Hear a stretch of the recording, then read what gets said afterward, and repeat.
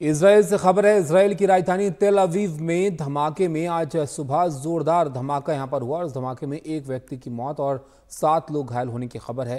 Israeli सेना को शक है कि हमला ड्रोन के जरिए किया गया है और इसी एंगल से सेना जांच भी कर रही है। रिपोर्ट्स के मुताबिक हूती ने हमले की जिम्मेदारी ली है। इससे पहले भी कई बार हूतियों ने इसराइल पर मिसाइल दागे हैं। पिछले 9 महीनों से इसराइल हमास के बीच युद्ध जारी है और हमले के बाद नेतन्याहू का अमेरिका दौरा टाले जाने की भी खबर है।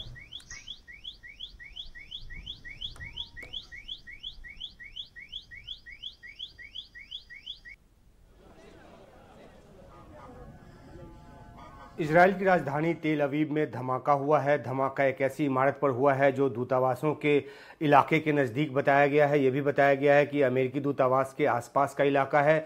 इस हमले में शुरुआती तौर पर एक व्यक्ति के मारे जाने और कम से कम 7 के घायल होने की खबर है। जो वीडियोज़ सोशल मीडिया के जरिए आए हैं, जो स्थानीय मीडिया के जरिए आए हैं, उसमें तबाही के दृश्य दिख रहे हैं। लोग और सुरक्षा बलों की बड़ी मौजूदगी जो है वो मौका वारदात पर दिख रही है। इस हमले में ड्रोन के इस्तेमाल की बात सामने आ रही है और इसी एंगल से इसकी जाँच जो है वो की जा रही है IDF की तरफ से और दूसरी एजेंसियों की तरफ से। ये भी जानकारी आ रही है कि इस हमले के लिए यमन के हूती गुट ने जिम्मेदारी ली है। हूती गुट का ईरान से समर्थन मिलता रहा है हूती गुट को और उस के सहयोग से ही वो बड़े हमले कर पाने में कामयाब होता रहा है। इजराइल की तरफ से हमले को लेकर अभी जांच की जा रही है। बड़ा सवाल यह है कि इजराइल की हवाई सुरक्षा प्रणाली को भेदता हुआ ये ड्रोन तेल अवीव के इस अति सुरक्षित इलाके तक कैसे पहुंच गया। दलील ये दी जा रही है कि ड्रोन जो है वो काफ़ी कम ऊंचाई पर उड़ता हुआ आया और इसलिए एयर डिफेंस सिस्टम इसको डिटेक्ट नहीं कर पाया और इसलिए कोई एयर सायरन नहीं बजा और ना ही जो आयरन ड्रोम है वो एक्टिवेट हो पाया और हालांकि ड्रोन निशाने तक नहीं पहुंचा बल्कि हवा में ही इसमें विस्फोट हुआ और उसके असर से ही जान माल का जो नुकसान है वो हुआ है। 4 ऐसे और ड्रोन को इंटरसेप्ट किए जाने की भी खबर है। अगर इस हमले के पीछे हूती का हाथ है तो इजराइल और ईरान के बीच तनाव और बढ़ना लाजमी है। जानकारी ये भी आ रही है कि इजराइल के PM बेंजामिन नेतन्याहू इस हमले के बाद जो है उन्होंने अपना अमेरिका का दौरा टाल दिया है। वो अमेरिका जाने वाले थे। युद्ध शुरू होने के बाद ये पहली बार था कि जब वो अमेरिकी दौरे पर जा रहे थे। यहाँ उनकी मुलाकात अमेरिकी राष्ट्रपति जो बाइडेन से होनी थी और वे अमेरिकी संसद को भी संबोधित करने वाले थे।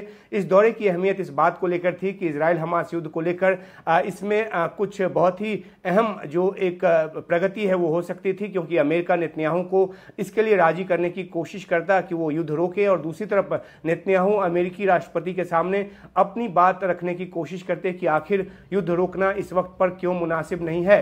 बहरहाल तेल अवीव पर जो हमला है उसने स्थिति को और कॉम्प्लिकेट किया है। इससे स्थिति और ज़्यादा बिगड़ सकती है।